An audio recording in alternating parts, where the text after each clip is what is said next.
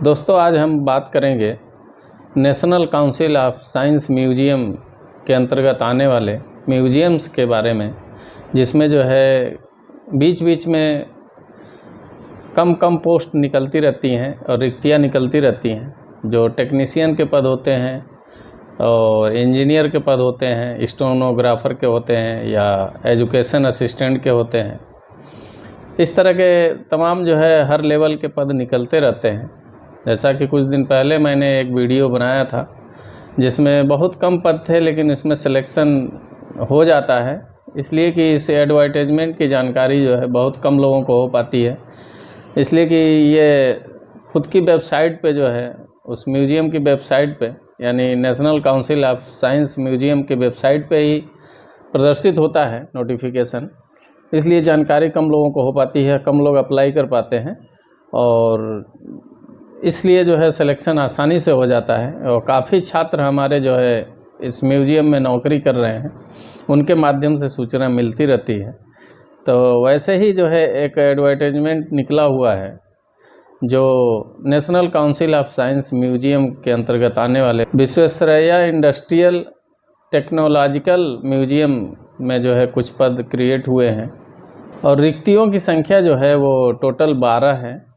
12 पद क्रिएट हुए हैं और सारे पद अलग अलग हैं।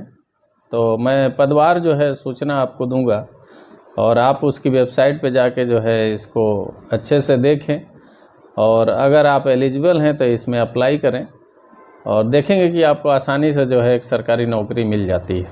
तो जो पहला पोस्ट है वो है एजुकेशन असिस्टेंट का, और जो पद हैं वो 4 हैं और चारों जो है जनरल कैटेगरी के लिए हैं। अगर कैटेगरी की बात करें तो जनरल कैटेगरी के लिए है। जो एज लिमिट है इस पद के लिए वो 35 ईयर्स है और जो लेवल है, पे लेवल है, पे मैट्रिक्स लेवल है वो 5 है और जो वेतनमान होगा वो 29,200 से 92,300 तक होगा।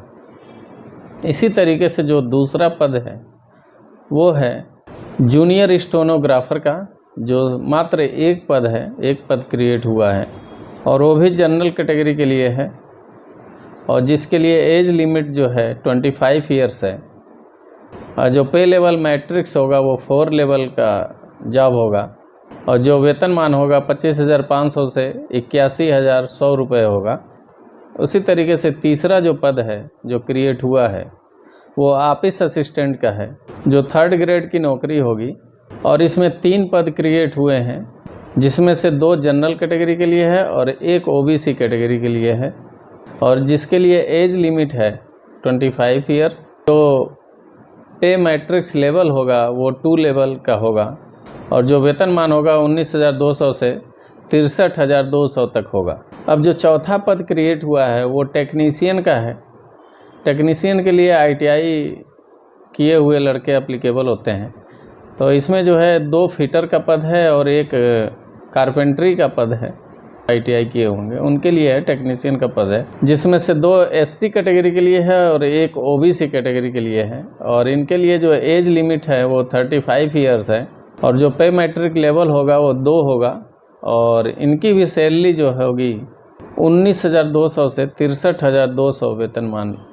और 5वां जो पोस्ट क्रिएट हुआ है वो हुआ है आर्टिस्ट का और इसके लिए जो पद क्रिएट हुआ है वो 1 क्रिएट हुआ है, वो भी SC कैटेगरी के लिए है और इसके लिए जो एज लिमिट है वो 25 ईयर्स है और जो पे मैट्रिक्स लेवल होगा वो 2 लेवल होगा और जो वेतनमान इनका होगा 19,200 से 63,200 रुपये। तो ऐसे देखेंगे कि कुछ वैकेंसियाँ जो हैं ऐसे आती हैं जो पर्सनल वेबसाइट पे, यानी कि खुद की वेबसाइट पे रहती हैं, वो सरकारी रिजल्ट वगैरह पे या ऐसी वेबसाइटों पे नहीं दिखता है। जैसे UPSC का लोक सेवा आयोग का जो है उसकी खुद की वेबसाइट पे आता है और बहुत कम ही सरकारी रिजल्ट पे देखने को मिलता है। उसी तरह से UPSSC का है जो सरकारी रिजल्ट पे भी दिखता है या तो उसकी खुद की साइट पे दिखता है। ऐसे तमाम साइटें हैं। या कोई इंडस्ट्री है तो इंडस्ट्री अपने साइट पे जो है अपना लिंक शेयर कर देती है या एडवर्टाइजमेंट निकालती है, नोटिफिकेशन देती है, उसके आधार पर जो है भर्तियों में सम्मिलित होते हैं छात्र छात्रा, तो जो है इन सब चीज़ों को जो है हमेशा देखते रहना चाहिए, पेपर का अवलोकन करते रहना चाहिए। पेपर पे जो है छोटे छोटे कोटेशन आते हैं जिससे पता चल जाता है।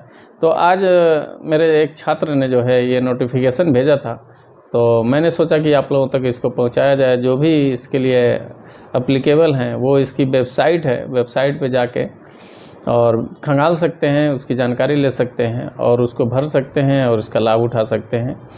इसकी जो लास्ट डेट है वो है 15 जून 2026। ऑनलाइन अप्लाई करने का जो है लास्ट डेट सबमिट करने का 15 जून 2026 है। और इसकी जो वेबसाइट है वो मैं आपको जो है डिस्क्रिप्शन में या कमेंट बॉक्स में शेयर कर दूंगा। उस वेबसाइट पे जाके जो है इसको अच्छे से खंगालें और इसके बारे में जानकारी लें और इसका फॉर्म को भर के अपना जो है अवसर का लाभ लें। ऐसी भर्तियों पे भी जो है अपना वॉच करते रहें और देखते रहें, इधर उधर जो है लोगों के लिंकअप में रहें, संपर्क में रहें। काफ़ी वैकेंसियाँ ऐसी हैं जो टेक्निकल क्षेत्र की जो है लोगों के लिंकअप से जो है पता चलती हैं, इधर उधर की वेबसाइट या अन्य चीज़ों से नहीं पता चलती हैं। तो अगर आप टेक्निकल डिग्री लिए हुए हैं, टेक्निकल क्षेत्र में स्ट्रगल कर रहे हैं, तो सबसे ज़रूरी है कि टेक्निकल लोगों के संपर्क में रहें, ऐसे लोगों के संपर्क में रहें जो एक्टिव लोग हों और इंडस्ट्री से संबंधित या टेक्निकल क्षेत्र से संबंधित जानकारी रखते हों, जिसका आपको जो है भरपूर लाभ मिल सके। तो बहुत बहुत धन्यवाद। मैं उम्मीद करता हूं कि आपको ये वीडियो अच्छी लगेगी और जो भी इससे संबंधित हैं उन तक जो है इस वीडियो को पहुंचाएं और जो उसका लाभ उठा पाएँ। नमस्कार।